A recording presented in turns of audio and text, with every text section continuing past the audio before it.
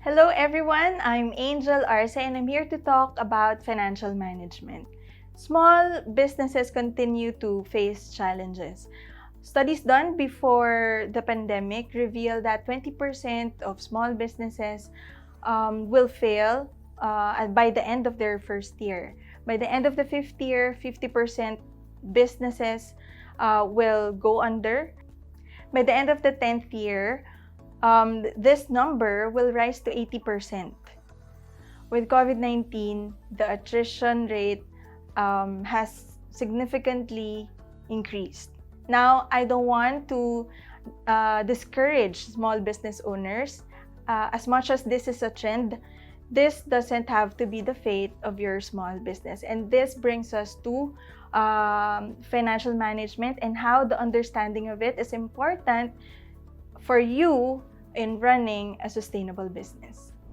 Finance or business funds is the lifeline of any business. However, like most other resources, finances are limited and should therefore be used efficiently. It is very important for a business to manage its finances efficiently so it does not become part of the business failure statistics. So let's begin with the definition of financial management. Financial management, according to corporate finance experts Guthman and Dogal, financial management is the activity concerned with planning, raising, controlling, and administering of funds used in the business.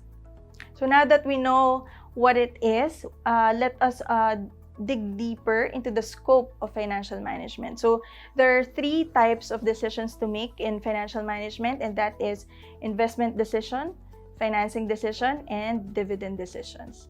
Investment decisions cover long and short-term investments, also known as capital budgeting and working capital management. So capital budgeting refers to long-term investment decisions that mean committing funds for a long period of time, like fixed assets. So examples of this would be acquiring land or building or machinery, plant, or equipment. These decisions are irreversible and usually include careful planning so that your working capital budget will not be severely affected. Next is the working capital management, which refers to the short-term investment decisions that mean committing funds for a short period of time, like on current assets, such as inventory, cash, and other short-term investments. So they directly affect the liquidity and performance of the business. So the next type of decision are financing decisions, and these pertain to the raising of funds from long-term sources and short-term sources. This type of planning requires consideration of the period and the cost of financing and the returns. So there are two types. One is capital structure planning. These are decisions that involve identifying sources of funds, like issuing shares, bonds, borrowing from banks, or internal sources like retained earnings for raising of funds. The next one is financial planning decisions which relate to estimating the sources and application of funds. So this means pre-estimating the financial needs of a business to ensure the availability of adequate funds. The primary objective of financial planning is, of course, to plan and to ensure that the funds are available as and when required. So the third decision in financial management are dividend decisions. So dividend decisions involve decisions related to the portion of profits that will be distributed as dividend. So shareholders will always demand the higher dividend, while management would want to retain profits for business needs. Hence, this can at times be a complex business decision to make. So now that we know the types of decisions that are within the scope of financial management, let's go to the goals that financial management wants to achieve. So what are the objectives of financial management? Financial management aims to ensure regular and adequate supply of funds, of course, to sustain business operations. Financial management ensures adequate returns to shareholders, which will depend upon the earning capacity of the business, the market price of the share, and of course, the expectations of shareholders. So another objective is to ensure that there is optimum utilization of funds. Once the funds are procured, they should be utilized in a way that generates revenue at the least possible cost, also known as operating profitably. And the next one is to ensure safety on investment. So which means funds should be invested in safe ventures so that an adequate rate of return can be achieved. And lastly, an objective of financial management is to plan a sound capital structure. There should be sound and fair composition of capital so that a balance is maintained between debt and equity capital. So you don't want to be running your business solely from proceeds from loans. Okay, so if you are a business owner who wants to take charge of the financial management in your company, here are the functions that you need to carry out. So number one is the estimation of capital requirements. This means making an estimation with regards to the capital requirements of the business. This will depend on expected costs and profits.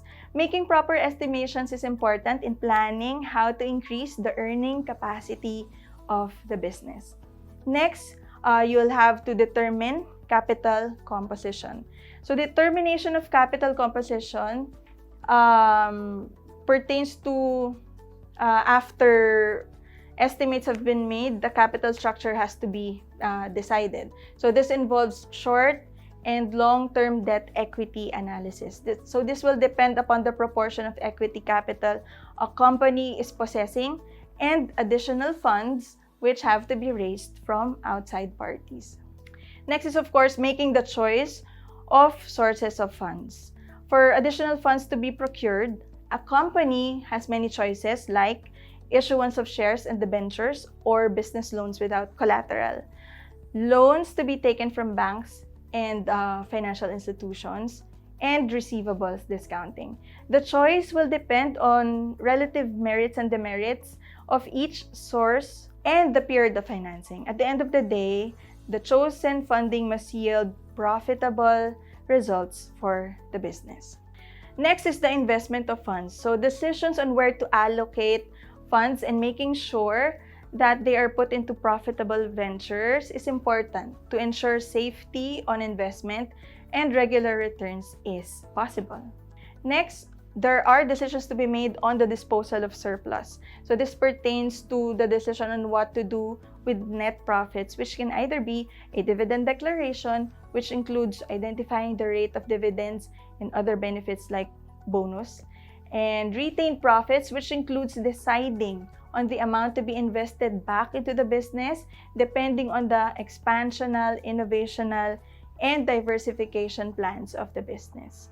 Next is the management of cash, which is very important. Cash is required for many purposes like payment of salaries, electricity and water bills, payment to creditors, meeting current liabilities, maintenance of adequate inventory levels, purchase of raw materials, and the like.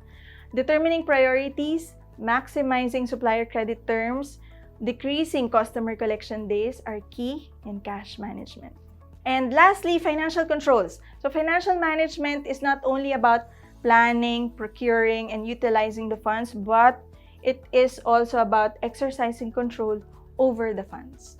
So this can be done through many ratio analysis, financial forecasting, cost and profit control, etc. This is where a good understanding of financial statements will come in handy. So effective financial management is vital for business survival and growth. Good financial management will help your business to make effective use of your resources, fulfill commitments to your stakeholders, gain competitive advantage, and prepare for long-term financial stability. Financial management should become part of the key processes within your business and be included in your ongoing planning. You might feel that your finances are complicated and confusing, but these 10 top tips should help you gain control of them. So number 1, have a clear business plan. A business plan will establish where you are and where you want to get to over the next few years. It should detail how you will finance your business and its activities, what money you will need, and where it will come from. Number 2, keep track of your financial position. You should regularly monitor the progress of your business. On a daily basis, you should know how much money you have in the bank, how much sales you're making, and your inventory levels. You should also review your position against the targets set in your business plan on a monthly basis, so you can proactively tweak your strategies. Number 3, make sure that customers pay you on time. Businesses can run into major problems because of late customer payments. To reduce the risk of late or non-payment, you should make your credit terms and conditions clear from the onset. You should also quickly issue invoices that are clear and accurate. Using a cloud-based accounting system to issue customer invoices will help you keep track of your customers' accounts. Number 4, be aware of your day-to-day costs. Even the most profitable of companies can face difficulties if there isn't enough cash to cover day-to-day costs, such as rent, salaries, and utilities. You should be aware of the minimum amount of funds your business needs to survive and ensure you do not go below this. Number 5, maintain up-to-date accounting records. If your books are not kept up to date, you could risk losing money by failing to keep up with late customer payments or not realizing when you have to pay your suppliers. Using a good bookkeeping system will help you keep track of expenses and creditor obligations, alert you if you need to look for additional funding, and also save you time and accountancy costs. Number 6, comply with tax deadlines. Failing to meet deadlines for filing tax returns and making tax payments can incur fines and interest. So these are unnecessary costs that can be avoided with some forward planning. Keeping accurate records saves your business time and money, and you can be confident that you're only paying the tax you owe. Number 7, run your business more efficiently by controlling overheads. Is your business operating at its most efficient? Make sure to regularly review overhead expenses and check for cost-saving opportunities. Number 8, control inventory levels. Efficient inventory control ensures you have the right amount of inventory available at the right time so that your capital is not tied up unnecessarily. You should put systems in place to keep track of inventory stock levels. Taking control of this will allow you to free up cash while also having the right amount of stock available. Number 9, secure proper funding. It is essential that you choose the right type of financing for your business. Each type of financing is designed to meet different needs. Options available are bootstrapping or personally funding your business using your savings, loans from friends and family, credit cards, crowdfunding sites, bank loans, angel investors, or venture capital. And lastly, be prepared to face problems when they arise. It is always very stressful facing financial problems as a business, but there is help and advice available to help you tackle them before it gets too much to handle. So seek professional advice as soon as possible. There are also some initial steps you can take to minimize the impact, such as tackling priority debts first and assessing how you can improve your cash flow management.